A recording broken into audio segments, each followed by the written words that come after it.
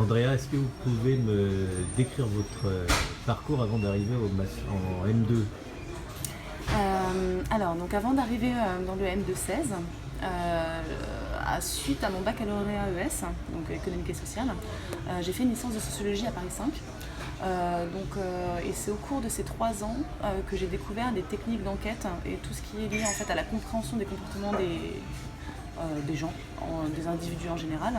Ce qui m'a donné en fait envie d'approfondir ces techniques-là dans un master plus professionnalisant. Et donc j'ai découvert le master SAMSI et après le M216. Et c'est comme ça que j'ai intégré donc, le M1 d'abord en économie, puis après le master 2 en m'orientant donc, sur les techniques d'études du consommateur notamment.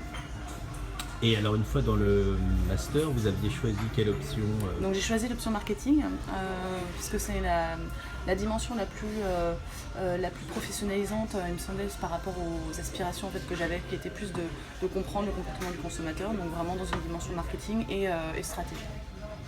Et vous vous rappeliez dans quelle entreprise vous avez fait votre alternance? J'ai eu la chance de faire mon alternance au Crédoc, dans le département dynamique des marchés, donc un département qui avait plus une visée d'études économiques. Donc j'ai réalisé cet apprentissage avec d'ailleurs sous la direction de Philippe Moiti. Et c'était une année très très riche qui m'a permis à la fois d'enrichir mes techniques sur le plan très opérationnel et très professionnalisant, et en même temps de développer des compétences un peu plus macro-littéraires, en fait à mi-chemin entre la recherche appliquée et vraiment le professionnel, le milieu professionnel.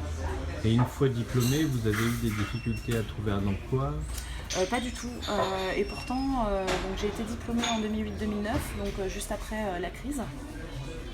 J'ai trouvé, après 3 mois, donc j'ai trouvé, alors par contre j'ai changé complètement d'angle, j'ai trouvé chez Yahoo, donc en marketing et dans le domaine de la publicité. Donc ça me changeait clairement du Crédoc.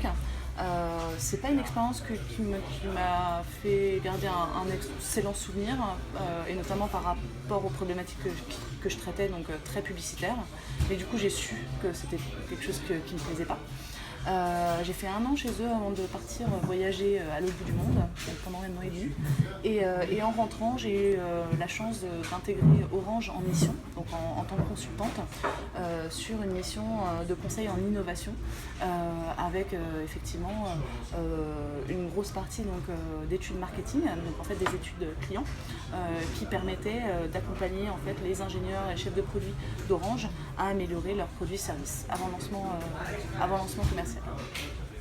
Et votre métier aujourd'hui, vous le décririez comment? Alors mon métier aujourd'hui, je le décris en tant que consultante en innovation digitale et en transformation digitale, avec une grosse spécialité notamment dans mon cabinet de conseil SIA Partners, qui est un cabinet de conseil management. J'ai un peu l'expertise et le profil vision de client. Donc cette vision qui est beaucoup plus que juste marketing, qui va au-delà du marketing et qui est vraiment sur la compréhension et la vision du client, l'expérience client et l'expérience utilisateur qui est mise en avant. Et ça, c'est notamment dû donc, à mon double cursus en sociologie et en économie, et notamment le M216.